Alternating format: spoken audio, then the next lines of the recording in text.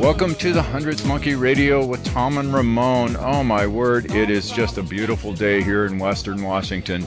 We are recording this on 3/18/2013. That's March 18th. And, the funny thing about March 18th, Ramon, is that yesterday I watched the first episode of Touch. And 318 is a huge number in that. That is a huge number in that. It is coincidentally, it happens to. I looked at the calendar this morning and I went, oh wow, it's 318. So for those of you who don't know Touch, it's a program with what's his Kiefer name? Sutherland. Yeah.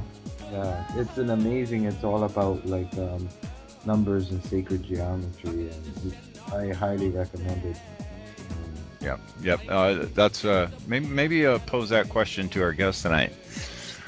So you guys know where to find everything. www.the100thmonkeyradio.com. We're Facebook, Twitter, iTunes, YouTube, all those places. Let's see. I want to get right into the conversation, Ramon. I would agree. Okay, well, tonight we've got Dr. Bruce Lipton with us. He's an internationally recognized leader in bridging science and spirit, a stem cell biologist, best-selling author of Biology of Belief, and recipient of the 2009 Goi Peace Award. He has been a guest speaker on hundreds of TV and radio shows, as well as keynote presenter for national and international conferences. And if you guys are listening to the 100th Monkey Radio, you probably already know who Dr. Lipton is, because he is right in there with all the type of research that we do on this show. I want to welcome you to the 100th Monkey Radio, Bruce. Tom and Ramon, thank you so very much, and I so appreciate the opportunity to have a discussion with you and your audience. This is fabulous. Oh, yeah. I get to scratch one more person off the wish list, so that's exciting. You were on a wish list. We've been doing this show for over 2 years, and you were right on the wish list from the beginning. So. Well, I appreciate that. It's been kind of fun for the last few years, seeing the world change and people open up. It's been great. Yeah, we have really made some really big steps towards consciousness in the last couple of years in particular. I kind of am calling this now the post-2012 paradigm that we're in now, because everything was all a big, huge build-up for that day, for that December 21st day, and then nothing happened.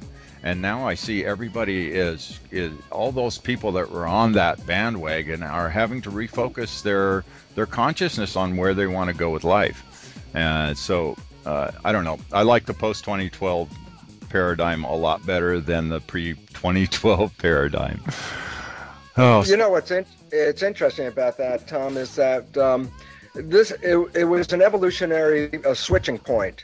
A switching point between life the way it has been up to now and the ending of that way of life, and the opening of a foundation that says there's something more and better in front of us, but it's different than what we have. So we have to end what we're doing and begin something new.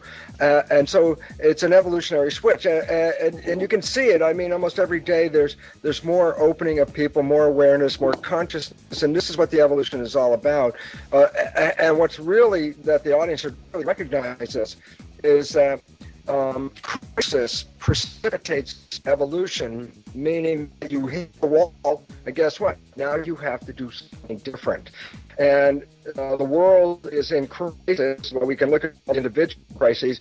The big one that doesn't get much attention is that scientists recognize we're already deep into the 6th mass extinction of life on this planet. 5 times in the history of this planet, life is full out going. And there's some upheaval and disappeared and started all over again. And today, losing species of organisms faster than in those previous mass extinctions. But the most important thing that science has also come to understand is that the cause of our mass extinction is our own behavior. And all of a sudden, it's like there's writing on the wall that says, stop, Right. stop what you're doing. It's killing us, and people are, and the world is precipitating a change anyway. So although there was an awareness of this before, and currently people are a lot aware about some of this, it never really is moving the public. But now the public is being pushed in a squeeze. And the squeeze situation is really sort of the symptom that causes you to make a decision to take care of your health. It's the symptom that says the health of this planet is in jeopardy by what we're doing. And the fun part about it is it's not we're going to grow an extra arm or a leg and be something different. The evolution isn't the evolution of the individual human. It's the evolution of human civilization coming together and recognizing we are one super organism on the planet called humanity. So we're living as humans, but the evolution is humans are cells in the body of something bigger called humanity. And you can see this when then you look around and say, oh, that's what we're looking at. Then you look around the world and say, oh my God, it's really moving, isn't it? Chaos is happening everywhere. It's all falling apart, and that's necessary to go from here to there. So outside of the fact of not being afraid, because this is an important part, it's also to be recognized that if it doesn't go through this chaos, we're in a worse situation than we can imagine. Oh, yeah, absolutely. I find it absolutely amazing when I look back at all the old doctrines that have been, the occult doctrines that have been put out throughout the ages. And one in particular that I'm going to refer to is the Helena Blavatsky's work, The Secret Doctrine, and the way she describes the different races of mankind on this planet, which is really coinciding with the whole sixth extinction event that we're going through. We are now supposedly coming into the sixth root race of humanity. So I see those parallels just absolutely everywhere with what's going on in the world today. And one question I have for you, being the biologist guy and everything, are we seeing anything within our own physiology that is saying that things are absolutely changing above and beyond what we would expect as a normal change? I think we do, and you could attribute it to the television and the news and all that, but in the pit of everybody's stomach, whether they want to recognize it or not, it's there and it's gnawing. There's an apprehension building, and it's an apprehension that something is happening, and it seems like you don't know where you are, what's going to happen, but that something is in process, and this is the nervous system informing the physiology of an inherent change in the field that we're experiencing. So fields become very important. Everything radiates energy. People radiate energy. Atoms radiate energy. Everything radiates. And so when the energy changes, that's information. And the physiology catches on to this faster than the consciousness usually. The physiology is all of a sudden saying, something's not right. Something's going on. And so this is a wake-up call, and it's always been there, except that as humans, we pretty much have socially or culturally devalued those sensations that come from us as side effects or something, rather than recognizing it's a sensory system. And it's reading information at a higher level because it's reading the energy field before the mechanical field, and that's very important. That's why, for example, a gazelle doesn't have to go up to a lion and try to find out, say, are you my friend? The gazelle from way the hell over there can feel that there's an energy that is bad vibes. That's bottom line. We call it good vibes, bad vibes. The fact is this: that's a gauge. Now we experience, consciously we pay attention when it's up at one end or at the other end. But the fact is this: there's a whole gauge in between the two good and the bad vibes that if you put a needle on it and we were reading it, you could navigate your life with it. So people not being aware of this thing and looking at it as a side effect are still feeling the physiology that something is up. No matter who you ask, they can just say, something is up. This is not a premonition. This is reading a field change. that we're beginning to experience right now. And what's really important, because our conventional medicine, our biology, and things like genetics, they're all based on Newtonian chemistry, physical, chemical molecules, and stuff like that. But the new biology is emphasizing, no, that quantum mechanics stuff doesn't just apply to atoms, at that level. Quantum physics applies at every level of the organization of the universe, and it plays the most prominent role in our biology. When you call it what it is, it's called the field.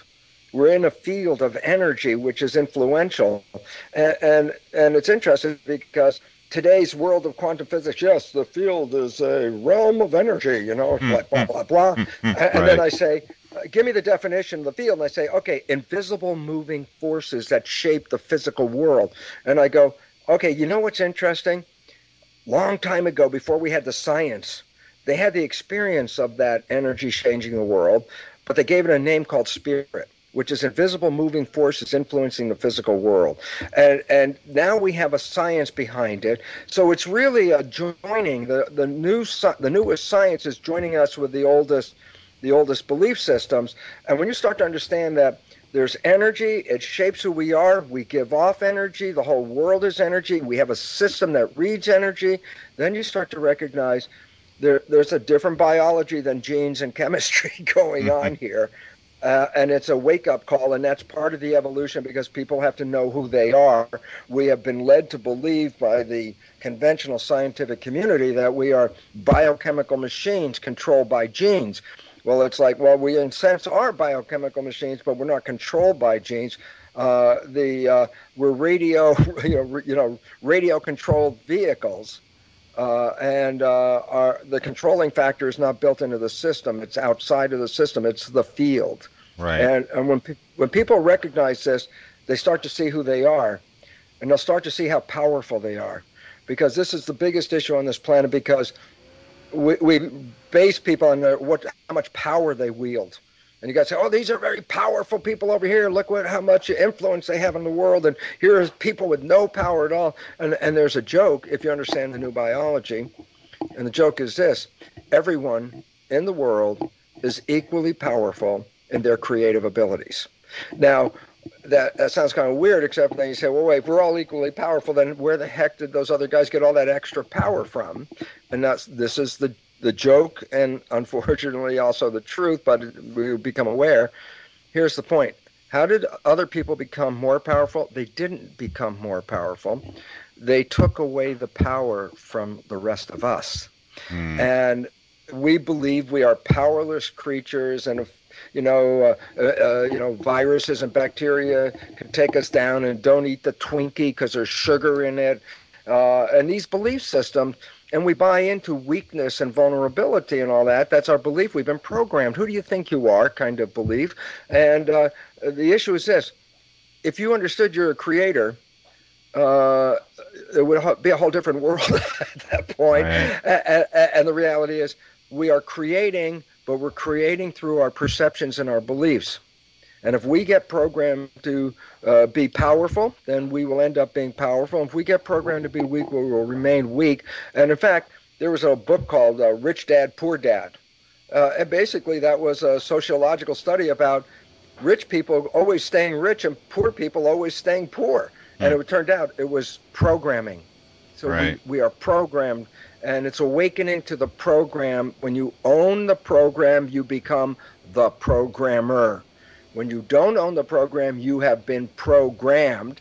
And then the truth is, and it's fun because I show it in my lecture. I put up a slide of the Matrix, the movie. And I say you might look at the video store in the science fiction department, but this video should be in documentaries. The Matrix is a documentary. It says, take the red pill and get out of the program. And that's the wake-up call, and that's the truth. I think that's why the sovereignty movement is such a big thing right now. Is people are becoming aware of the fact that they can take their power back.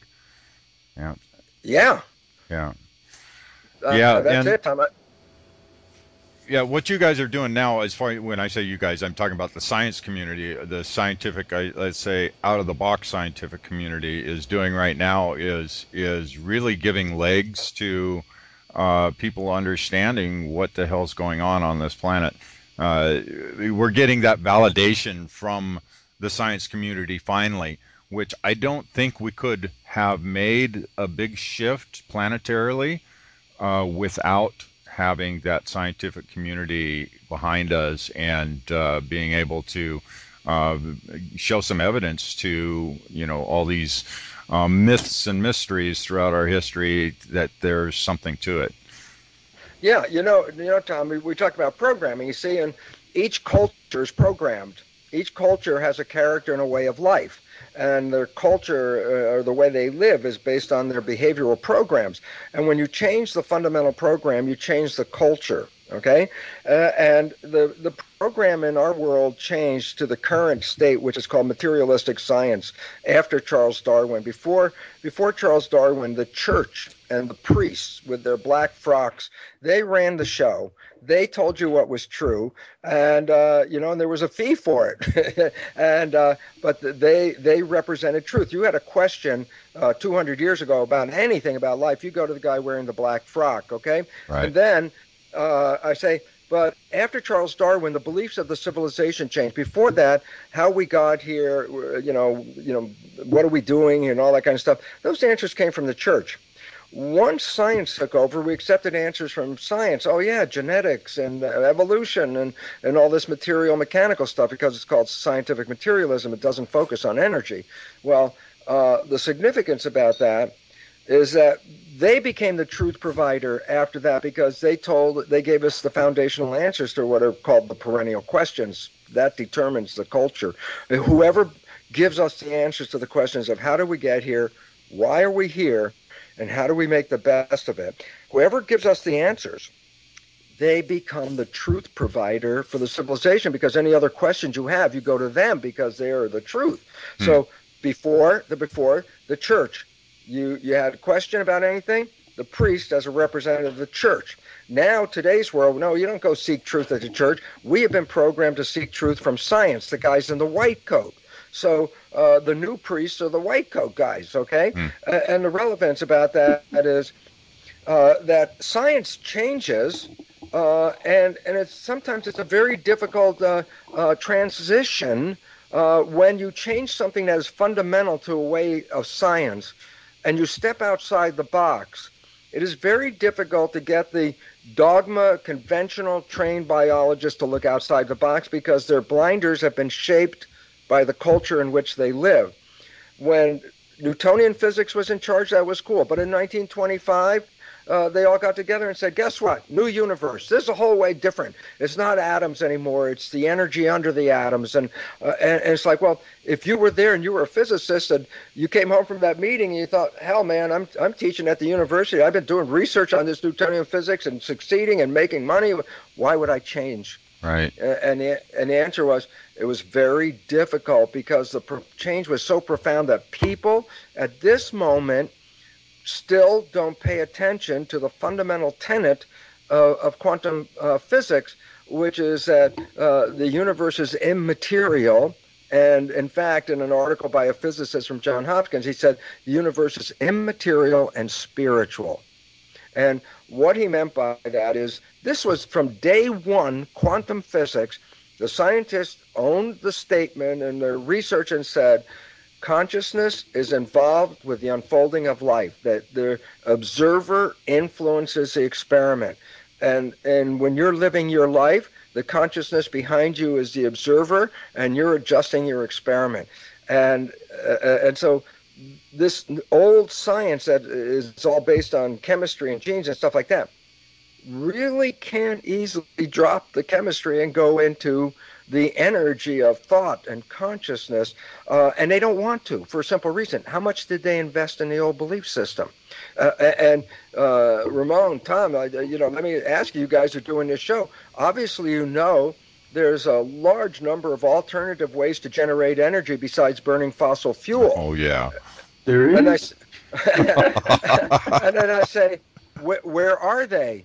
And then you say, well, the petroleum company doesn't want them, because petroleum company sells oil. So what the heck do they care about any kind of free energy? They're selling oil. So the basic idea is this: they suppress the new form of energy because they're, power mongering the old energy. And then I go, okay, what does this mean in regard to medicine? I say, pharmaceutical company is the petroleum company.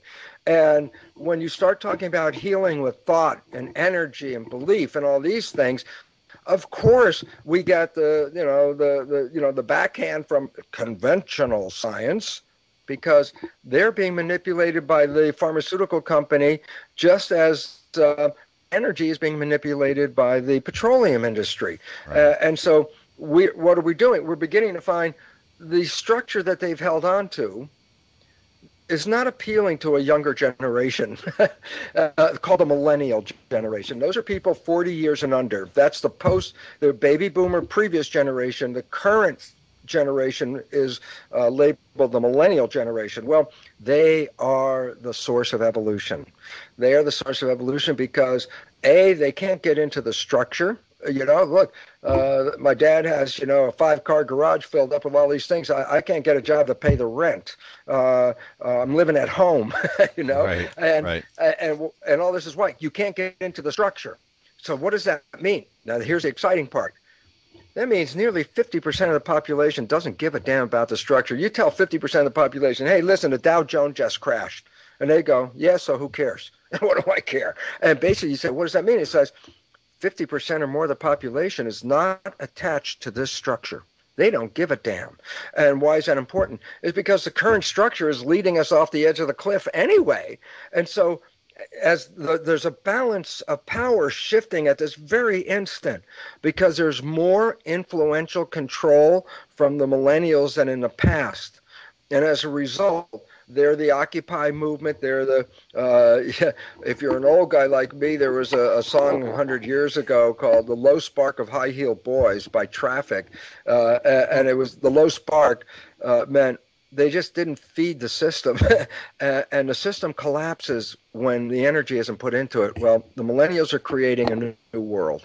They don't have the same politics. That's why it's so exciting in the election. The Republicans were so in the past about who they thought they represented and the power wielded, that they themselves were like in shock and awe that there was a large voting population didn't give a damn about them. And it was like they were so misplaced, they didn't even know where they were. Why? The thinking is on the evolution, and we're moving. Yeah, I felt that there's also like a growing population that, when it comes to politics, that just says it all sucks. It's all terrible. I mean, it doesn't matter whether left or right. It's still the meat grinder. It's right. It doesn't serve anybody. It's self-serving. Those people don't represent people. They represent the interests that pay them, and everybody knows that. That's the joke. It's not like, hey, what's going on? It's like, it's obvious what's going on. Just look. As a matter of fact, it's so obvious. They tell you in your face, and you sit there and go, oh, okay, right. It's just sort of like, I don't care for 47% of the population, says Romney. It's like, I don't care. And that's the truth.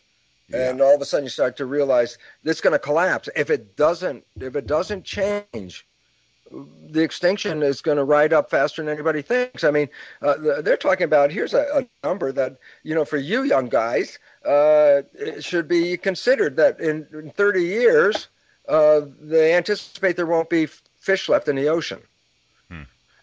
So the destruction of the ecosystem and the overfishing and all that. And the fact is this, well, that sounds like science fiction. It's like, nope, you do what you're doing today and keep doing that.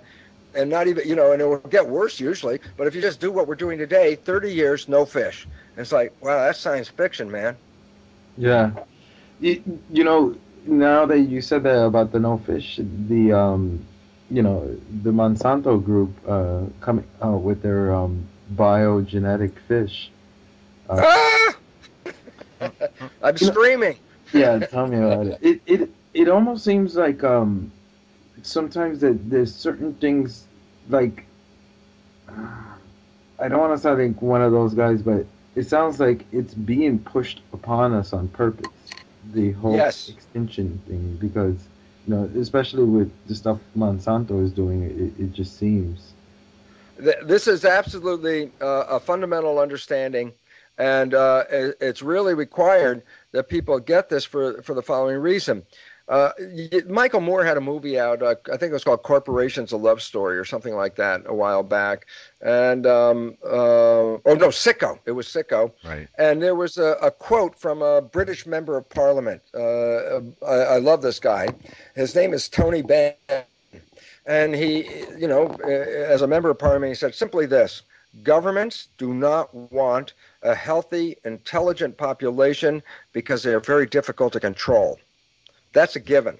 That's a known, and governments deal with this because, look, if the world's in today, as we're talking here in March, there's a looming financial thing building up in Cyprus right now of runs on the bank, and the whole idea is this: the powers to be realize you have to contain all this stuff because the chaos would just blow everything out of the system. So can we change without fully being chaotic? It's an idea. I have no idea if it's going to work or not.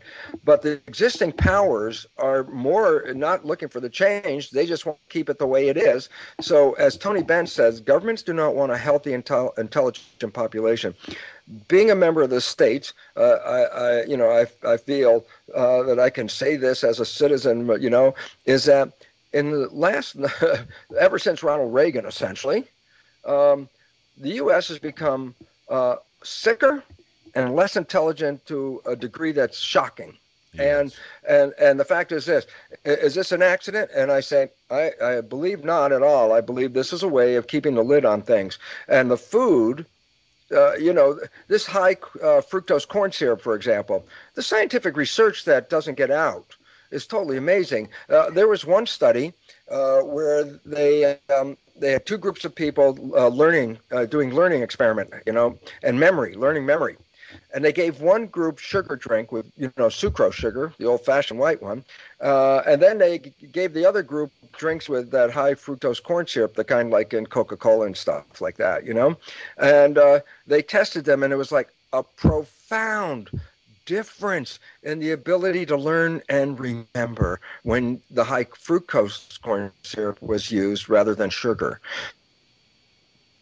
Yeah, it's absolutely amazing what they're stuffing down our throats nowadays. It's scary when you actually start looking into the all the chemicals and shit that are in our food. It's and the oh geez, don't get me going on the GMO. I think we lost him. Oh boy, we had a little bit of a connection issue here just as we were getting into talking about the crap they're putting into food. We mentioned sugar and high fructose corn syrup, and then I said something about to the effect of it's just absolutely amazing, Bruce, the crap they're putting in our food. I mean, you know how hard it is to go to a grocery store and actually find something that is healthy for you to eat? Yeah, it's not. And you know what? The cheapest food is fun. Is also the most disturbing food for our nervous system and for our body's physiology. The Absolutely. Cheapest food. And so that's what we feed to the poorest people. Yep. And you know what people don't know? This is really cool. The Darwin story of survival of the fittest really was based on a guy by the name of Thomas Malthus. And Thomas Malthus has the distinction of being head of a school of thought called pessimism, a school of pessimism.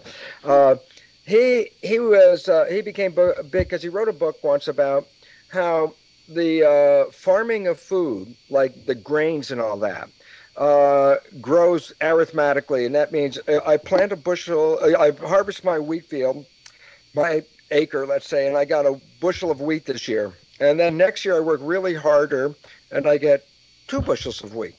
And a year after, I really get much more intense, and I get 3 bushels of wheat from the same area. And every year, with a more increment, I can increase perhaps a bushel. But the point about that is the farmer's animals double. So every time they mate, they start, they end up doubling the population because every one of them starts mating, and so you start with 2 cow or a cow and a bull, and then next year you end up with 1, 2 more, let's say 2 in the year, and then they mate, and then so the population of animals doubles. Start with 2, goes to 4, then goes to 8. 16, 32, 64. And the point about it is this. The food is only going up 1 bushel at a time, but the animal population, according to that belief system, keeps doubling all the time. Well, then you run into, the inevitable point. You put it on a chart, and it says, guess what? There's a point where the animals out-reproduce the amount of food. So hence, the whole concept of the struggle for survival was based on this philosophy provided by Thomas Malthus. And the significance is governments bought into this. Governments bought into the reality that people multiply too fast and you can't contain them. This is back in the 1700s, right? They already saw this, and they said, "Oh my God!" Especially the lower class in England, which was upper class, lower class, stratified. The lower class was outstripping the upper class in reproduction. So at the time when Thomas Malthus brought this up, the people at the time the upper class philosophized, well, what can we do? And here's an interesting point people don't even know. The word slum was actually coined by Thomas Malthus because he came to the simple reality. He said, when you build housing down by swamps and bad areas like that, people die faster. So the upper class started recognizing is that now when you set aside housing for the poor people, you put it in areas where sickness is greater and they die faster. That was in 1770s or something like that. It's like, this is the same population issue. This is why you can send people to war as a country and go, 18,000 people are bravest and best soldiers. It's like, well, that's BS, which means belief system. It's BS because who goes to war? The poor people go to war. So basically, war becomes a way of the current version of how do you keep flushing out this population? And we bought into it. And it turns out, biologically, it's totally untrue. Because organisms inevitably always balance out that a pair, a male-female pair, will give rise to another male, not a male and female pair, 2 individuals will give rise to 2 individuals, so that basically when everything's in harmony, organisms don't out-reproduce, they actually stay in balance. But why should people reproduce faster? And here comes this is like the vicious circle of the whole thing is, we once talked about the biological imperative, about the concept of the drives that we have and the drive to survive. This is built into our genetics and evolution. All organisms have a drive to survive, which includes survival of the individual and survival of the species. When we get to a threatening area where we are like right today, where the environment's, the world's in chaos and all that, those people that live under the greatest insecurities have the most kids. And the reason why is if you don't have Social Security, you have children. That's Social Security. And so in very poor countries, like let's say India, a couple will have 6 kids, 8 kids. Why? Well, not one kid is going to be able to provide for you because they hardly can provide for themselves. So you get 8 kids, each giving you a little tiny bit, gives you Social Security. And when the world lives in harmony and peace, like it did a while ago for the United States, we went down to less than 2 children per couple. And the reason was this. Once you were assured of the basics of life, reproduction wasn't the way out of the problem. And so you see in more westernized and more wealthy countries, they have fewer children. And in the countries where survival is in question, they have a lot more children. And we're trying to deal with a population issue. And the issue is, well, how do you resolve it? And the church people and the government people would, give them sex education and stuff like that. And it's like, no, that's not going to work. That's just as much a drive as survival. It's basically saying, if you can provide a person surety that they will not be in the street, that they will have something to eat, if you can provide that, the reproduction rate will drop down to less than 2 per person.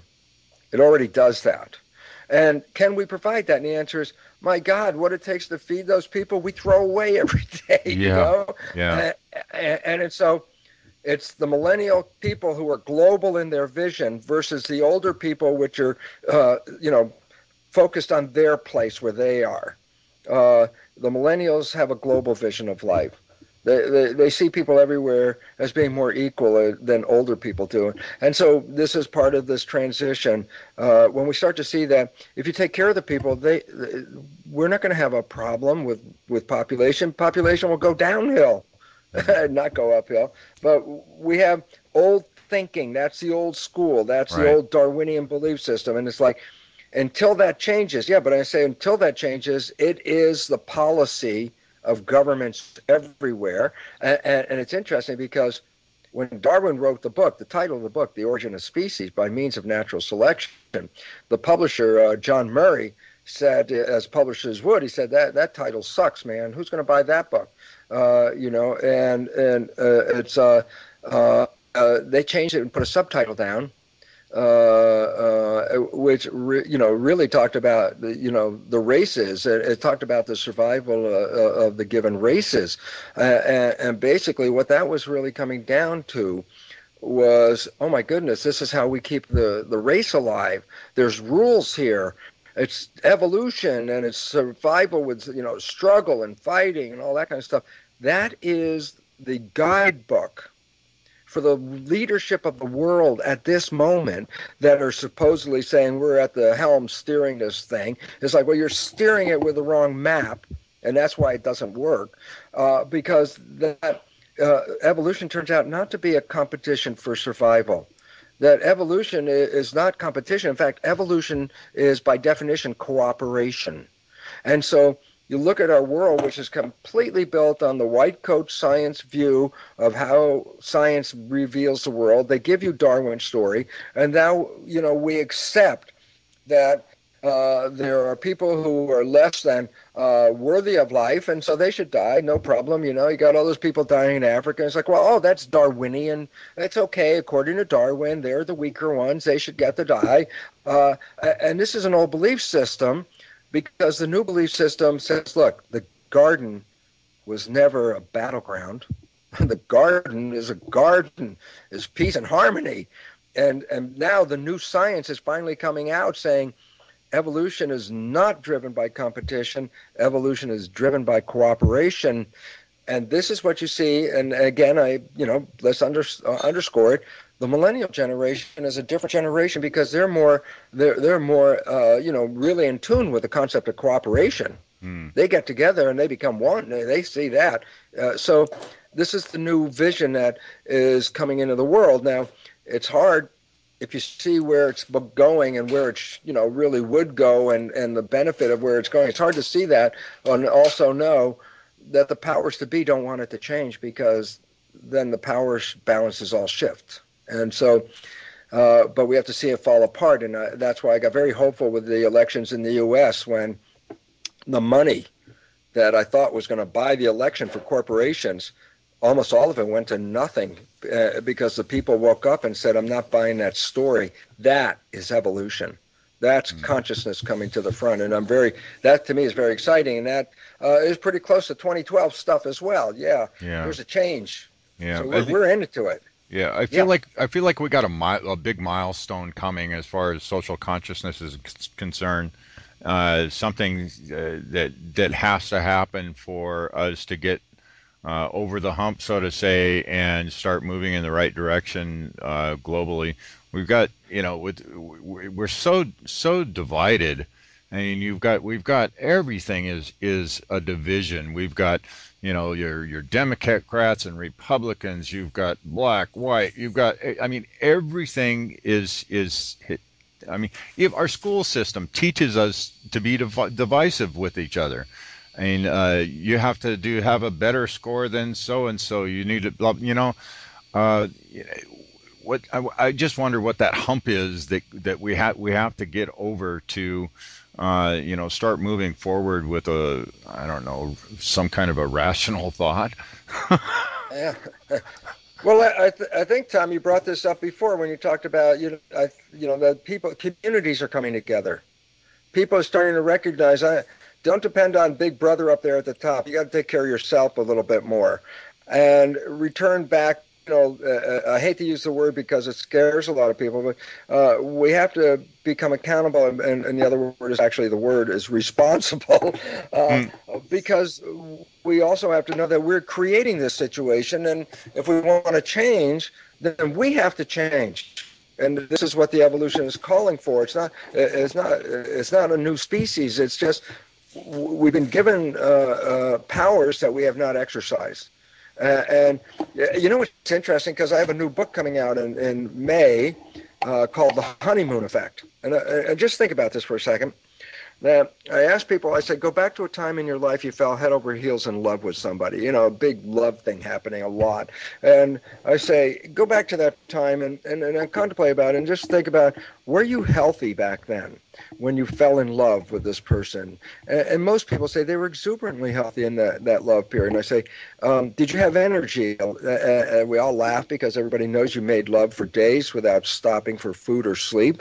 And then I say, was life so beautiful that you couldn't wait for the next day to have more? And almost everybody goes, yes, yeah, of course. And I said, it was like heaven on earth, wasn't it? And I go, yeah.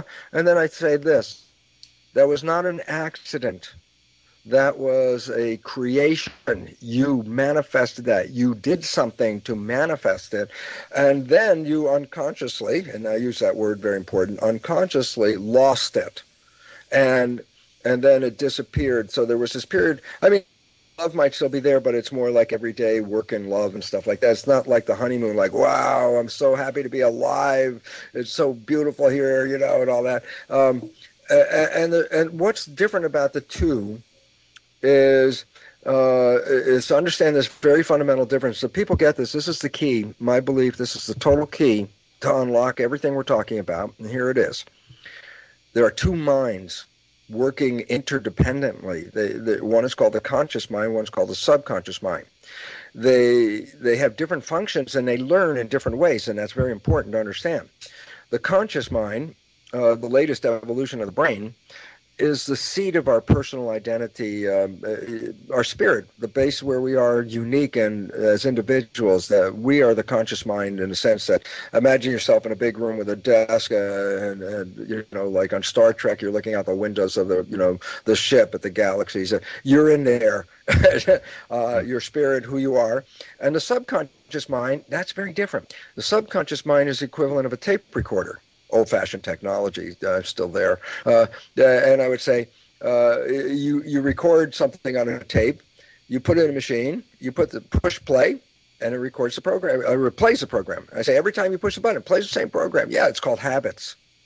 The subconscious mind is a recorder that puts habits in there, okay? And habits are very important because habits allow us to go on with our lives. If I said, for example, if you were an infant at this moment, you had to learn how to walk, you would be spending total consciousness in trying to control the muscles of the body, which was a period of time learning how to do that. It was a lot of work, okay? So the concept is, once you learn how to walk, now it's a habit, so you never even have to no consciousness process at all. It's really, it just push the button you want to go, you go. So here's the point. The conscious mind is you, but it's also the mind that's creative.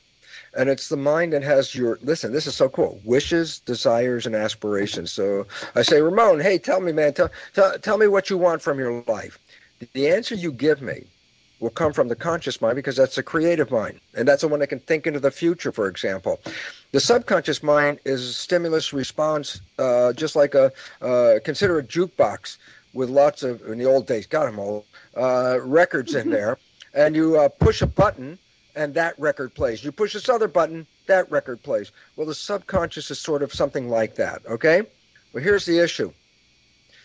Before you can get into your body and drive it, so to speak, with your conscious mind, you have to know how to run it and the rules and all these things. So nature, this is very critical, nature has the human brain function as a recording device for the first 6 to 7 years. The brain, the EEG activity is in theta. Theta is hypnosis. And the reason why is the first 6 or 7 years is you learn the rules of life. By how?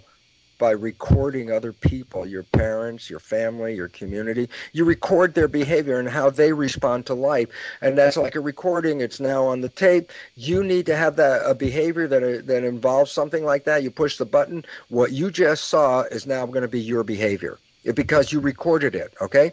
So the first 6 or 7 years of your life, the programs in your subconscious mind were downloaded from other people. Got it? It's really other people. Now, here's the issue. We think, okay, I'm running my life with my wishes and desires. And I go, well, that's not true for this reason. Because the wishes and desires are in the conscious mind. But the conscious mind is free to move into the future and the past and disconnect in a daydream. I say, Tom, tell me what you're doing next week. Your conscious mind's moving in the next week and seeing that. And I say, no, Tom, tell me what you did last week. And your mind then moves into the past. Or I say, no, in your head, imagine this. Well, here's the point. When the conscious mind is not paying attention to the very current moment, the default switch kicks in the program that will handle the issue from the subconscious. So it says, well, wait a minute. It says when I'm conscious and I'm running the machine the way I want it to run. And I go, yeah. And I say, but when your conscious is busy, you're running the machine the way the program said to run it. And you don't see it. And so when I give my lecture, there's 2 stories that are relevant right here. And one of them is this. And I say to my lecturer, I say, look, go back in your history. I know you were close to a friend. You knew your friend's behavior very well. And you happen to know your friend's parent. And one day, you realize that they share the same behavior. So you say, hey, Bill, you're just like your dad. And you back away from Bill because he goes totally ballistic that how can you compare me to my dad? And I say, now here's the profound story, because most people are familiar with that. Everyone else can see that Bill behaves like his dad. The only one who doesn't see it is Bill. The reason why Bill doesn't see it is because when he's playing the tape that he copied from his dad of how to do the behavior, he's playing the tape because he's not paying attention, because his conscious mind's off. Okay, so you say, well, how much of my life is coming from the subconscious? So now here's the issue. Neuroscience says that you only run your life about 5% of the time from your conscious mind. 95% is coming from the previously programmed files that are in your subconscious.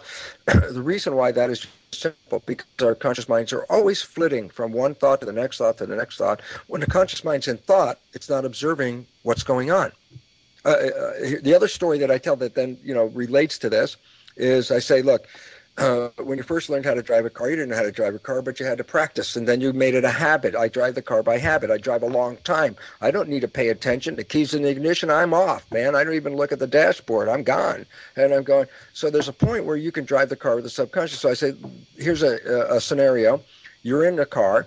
You got a friend in the passenger seat. You get into this really great discussion, and then about 10 minutes later into this discussion, you look up and you notice you haven't paid attention to the road for the last 10 minutes. And I go, yeah, well, the conscious mind was engaged in a discussion. The subconscious knows how to drive the car. It's 1,000,000 times more powerful a computer. It drives a car better than you do when your conscious mind's working. So the car was driven by the subconscious mind. And here's the point. I say, tell me about what was in the conversation with your passenger. You go, yeah, well, we talked about this and this and this and this. And then I say, okay, now tell me what happened on the road during the 10 minutes you had the conversation. You go, I don't know. I didn't see it. And all of a sudden I say, there you go. That's it. That's the story.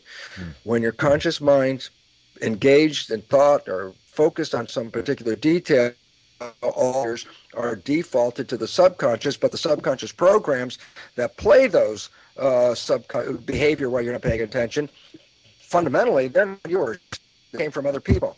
Okay? So then I say, the bottom line, the honeymoon concept, I say, you fall deeply in love, you create heaven and earth. I say, how'd you do that? Science said, oh, when you're in love like that, guess what? You run the show with your conscious mind 90% of the time or more. Okay? But when life gets busy, then your conscious mind starts to go off into thought, and then the subconscious starts running the show 90% or 95% actually of the time. And why is that a problem? I say, how'd you create the honeymoon? And I said, oh, the answer was this. You weren't running from the program. You were creating every movement, action, everything you did, everything you said, you created with conscious thought. And you live consciously. And both partners in that relationship are creating from wishes and desires. Of course, that love thing was so beautiful. Man, you were creating from wishes and desires. And at some point, like it's busy and you have to deal with real life. And the moment you start dealing with real life, that means your thoughts go out to real life. The moment your thoughts are going out to real life, every time your thoughts stop paying attention, you start playing a program in the subconscious. Well, they didn't play during the honeymoon because they were in the reserve, in the stored file someplace. You were operating mindfully. That's the term for Buddhist mindfulness. You were operating with conscious mind, meaning you were directly in charge of every decision and action, and you created heaven on earth. But your mind gets busy, and the default shifting into previously stored programs of behavior, which came from other people. The moment you start to get busy, you start playing those behaviors, but those behaviors were not yours, and most of them are pretty crappy, and they sabotage you, and you don't see them, just like Bill didn't see it at all. And all of a sudden, what does that mean? He says, we go through life with the vision that I am creating my life and I wish for all these wonderful things, a great relationship, a great job, good health. These are things I really love. I want these. That's creative mind consciousness. I go, that's great, except for the fact 95% of your life you're running from programs that are invisible to you, that are not yours. You got them from other people, and mostly sabotaging.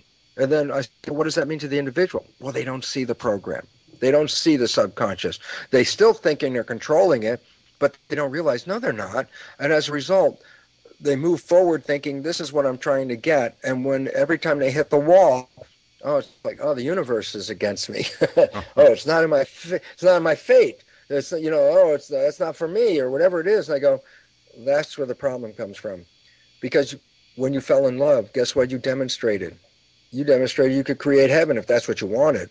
But when you resort and fall back to the default programming, that heaven turns into hell. And the significance about that was it wasn't outside, man, it was inside. And when we get to learn this, then it says very simply, what if you reprogram it? What if you reprogram that subconscious? Instead of their programs in there, you put in your wishes and your desires as programs in the habit machine. And the thing is, guess what? You'll be on a honeymoon every day of your life, whether you're paying attention or not, because when you're paying attention, you're carrying out your wishes and desires. So when you're not paying attention, subconscious is carrying out your wishes and desires, and then it's 100% honeymoon, 100% heaven on earth. So where's the heaven on earth? Well, it's lost because of the programming. The Matrix, the movie The Matrix, it's a documentary because basically it said, you have been programmed, take the red pill, get out of the program, save your life. Well, that's the broadcast, man. That's the true story. That's the real thing that's going on. And so just to add a little salt here to the wound of finding this out, the fact that this was true, that the programming in the first 7 years controls your life, has been a boast that the Jesuits have boasted about for 500 years. They said, give me a child until it's 6 or 7. It will belong to the church for the rest of its life. What they totally knew was, if you give me the first 7 years of programming, I don't care what your wishes and desires are, you're still going to be a member of the church. And it's like, so then you put that in awareness that's been around for 500 years, and then you say, you think they forgot about that? The so-called leadership just slipped their mind that happens? And the answer is absolutely not. Absolutely not. So, as Morpheus said, wisely so, it's time for us to take the red pill. Yep. And there's a ton of people out there that are working on just that, the reprogramming of the patterns, of breaking the programming. So there's just an absolute ton of resources, and we've had quite a few of them on our show that have worked along those lines too. And it's not an easy process, because as you're going through it, boy, I'll tell you what, there's some nasty stuff that comes up as you start digging into your own consciousness, into your own subconscious, and finding out what exactly you've been programmed to, how you've been programmed to respond. I mean, those reflexive responses are just, ugh. Yeah, let's make it easy, Tom, because here's the easy part. You ready? Sure. The programming started before you were 7. It's down there. It actually started when you were a fetus, the last trimester of pregnancy. Your mother's chemistry, which are emotions and hormones that run her body in response to life, are percolating through the fetus. And so if the mother's happy, the fetus is happy. If the mother is afraid, the fetus is afraid. And this becomes very critical because the new biology reveals that those chemicals that are floating now in the blood are controlling the genetics of the child. So just the attitudes and beliefs of the parents, because the mother and the father, if the father screws up, it certainly changes the mother's blood chemistry. The parents are genetic engineers. How they're behaving during the development of this child is actually involved with selecting the genes. But then once the baby is born, now they're engineering the programming of the behavior because the baby is now going to record their behavior and play all this stuff, okay? So the fact is we have all this, and then I say, as you just said, you say, well, let's review the program. I say, first of all, you can't review the program, a lot of it. Why? It happened before you were 2 years old, the fundamental part of it. And I say, you can't really go back with your conscious mind and find that out. And then you say, well, how do I know what's in there? And I go, you don't need to know, for a simple reason. And this is the point. You don't have to take one step backwards, for the simple reason science has revealed that 95% of our life comes from the subconscious. So by definition, your life is a printout of your subconscious programs. And you say, well, what does that mean? And here's this is where it gets simple.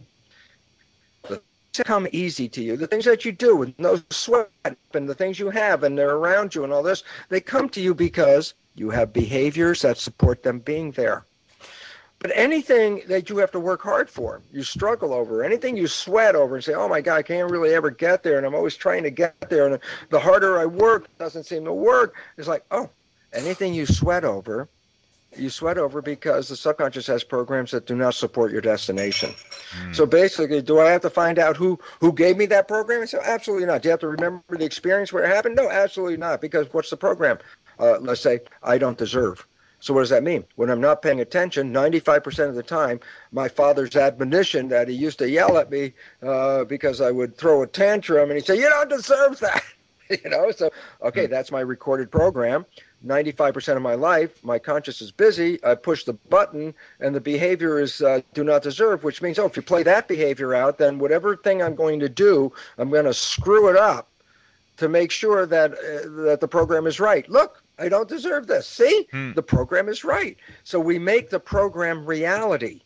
And that's what our behavior unconsciously says, if this is a program not good enough, then we will create a situation in your life that will demonstrate to you that you are not good enough. And so do you have to go back and do all that? No, the idea is that you already know what the programs are. Anything you're working over, trying to get and you're not getting, means essentially your programming in that area is not supportive of your destination or your wishes or desires. And then all of a sudden you say, then change. What's the belief about that? Not who taught me the belief or how did the actual living experience where that got programmed into my shocked brain as a baby. I don't need to go back there. I just have to look and say, what's the program? This isn't working. Let me check my beliefs about my deservability, my lovability. This is the biggest issue. Most people don't even know it. Yeah. That when we check, beliefs using muscle testing, we find that the largest majority, and I think 80% of the people in the audience, when testing for this straightforward belief, just testing, I love myself, and a muscle test will not really support that. And you say, what does that mean? I said, it means everything in the entire world for everybody and everything. And the reason is this: if you can't love yourself, then how do you expect to be loved by anybody else? Because you would look at them as, why can they love me? How can they love me? They must be stupid because I'm smart and I don't love myself. So basically, so the idea is it challenges all of us. And why does that happen? Because most of us, when we're kids, were, in being programmed, much of the programming was being reprimanded. And if the child is under 7, a reprimand is just a straight recording, like you put a microphone in front of the person's face. And yet, the most important thing we have to understand is we can rewrite all of these programs. And this becomes important because all of a sudden it says, I don't need to be a victim of the program. I can re-engineer the program, So this becomes really necessary. Yeah, the first step is just becoming conscious of the fact that you're in the program, right? Yes, until you know, if you don't know that, then you're blindly walking through thinking, oh, what's happening to my world around me without knowing, my God, you scripted it. and that's what we have to do. But that's called personal responsibility. And I know I have to close this down really, really soon, but let me talk about personal responsibility for a second, because when I used to end my lectures, and I would explain to people, look, we are creating this with our belief system, and it's your responsibility, if it's not working right, to rewrite the belief system. But when responsibility, I said, but we just didn't see it. A lot of people get angry. A lot of people get very upset because they go over their lives and they say, no, I can't be responsible for that horror that happened in my life, or that bad relationship, or this illness that happened. And I'm not responsible. And they deny it, and then all of a sudden they actually reject this, because owning that you might be responsible is like, oh, there's the words you said: guilt, blame, victim, shame. These words are like, oh my God, the things as kids, when we learn those words, we know what that meant. You don't want to be there. And here's the point. So I want to just stop the thinking at this point, because we are responsible for our lives. The story actually is, I remember, as I used to say, I end my lecture with this, and then find that most of the audience got angry with me when I told them they were responsible for their lives. And this woman came up at one of the last times that I ever used it, and she was there with her husband, and she was in tears. She was saying, look, I go back in I can't own that I am responsible for those things in my life. And then she said, which was funny, she says, give me a different solution, a different answer, a different conclusion. I go, that's the science. What do you mean, give you a different conclusion? I thought about it for a second, though. Then I came up with this. And I said, try this out. You are personally responsible for everything in your life once you become aware that you are personally responsible for everything in your life. The point is very simply this. If you don't know how it works, then you cannot be responsible for not having it work right. So the concept, guilt means I knew what I was doing. Victim knew I was taken over by somebody else. Or blame, they knew what they were doing. The whole idea is this. Those words are not applicable to what we just said, for a simple reason. Those words, blame, guilt, victim, shame, and all that, represent that you had previous knowledge of something, and in spite of that previous knowledge, you did something antagonistic to that knowledge, different than that knowledge would, and now you're out of bounds, right? Well, here's the point. You had no knowledge. If you have no knowledge, then you cannot be blamed for what happened, because you never got the instructions on how to drive the machine. If I give you my car and it's standard shift, and you say, I don't know how to drive standard shift, and I say, I don't care, just go downtown and get me something, come back. And then you call me from town saying, this damn clutch isn't working down. I don't know what's going on. And I say, you broke my clutch.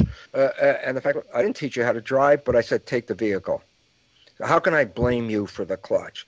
Right. So now I say, look, you've been programmed by other people, didn't even know what the hell they were doing because they were programmed. And we have these programs. And the moment we wake up to the fact that we have programs, that's when we say, well, wait, if I am running the program, then I'm responsible from now on to run it the way that it, will give me the benefit, rather than unconsciously using those programs and sabotaging myself.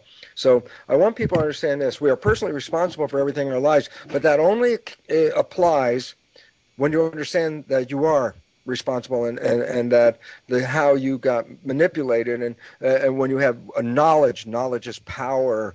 When you have knowledge of this, you have power, and knowledge of self, by definition, is self-empowerment, and that is the missing piece.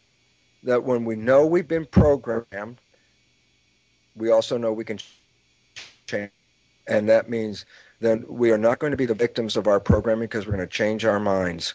And that's what's happening in the world right now.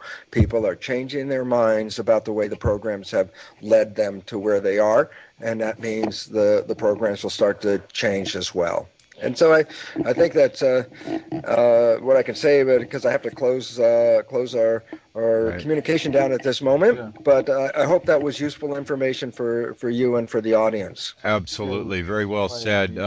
So where can people get a hold of your books at, and et cetera? And what are you up to here recent? You got anything coming up that people should know about? Well, okay, my website, brucelipton.com, has lots of articles that you can download about the stuff we're talking about, okay? And it's a great resource for belief changes. There's a resource page with all these new rapid belief change things that make belief changing something you can do in minutes rather than days and hours and months. You can change beliefs in minutes, and necessity is the mother of invention. And I think we are facing a need for almost immediate change on this planet, and so these new belief change modalities are very critical, because we can make a turnaround on a dime when people start to know they can rewrite their beliefs to fit their wishes and desires. And when that happens, you will see heaven on earth, because that's what everybody wants anyway. So looking for that. Absolutely. Absolutely. Well, I want to thank you so much for joining us on the 100th Monkey Radio, and I want to thank everybody for listening. We love you guys, and Bruce, keep up the great work. I'll continue to follow you as I have for quite a few years now, and man, keep pumping it out. You're doing some fantastic stuff for the planet. I want to thank you for all of humanity for everything that you're doing. And I want to thank. Yes, Ramon. I was going to say, when is your book coming out again? The new book is called The Honeymoon Effect: The Science of Creating Heaven on Earth, which gives how did you do and why did you lose it? Because if you know that, man, you can make it an everyday event. And that book is May 1st. Books are available. Almost the other books are available like at Amazon. It's in Japanese as well. It's about 20 different languages. So look for it, because it's a thing that empowers you, because once you know how you work, then you are free at that time to change the plan. So I hope people will get a chance to look at that. And there's a special pre-sale on the book on my website, which is interesting, because it's going to be available a month before conventional booksellers will have it. Oh, nice. Very nice. Very nice. Okay, well, we're going to let you go. I want to thank everybody for joining us. And remember, condemnation without investigation is the height of ignorance. The love you deny is the thing you get. Namaste, and we'll see you on the next show.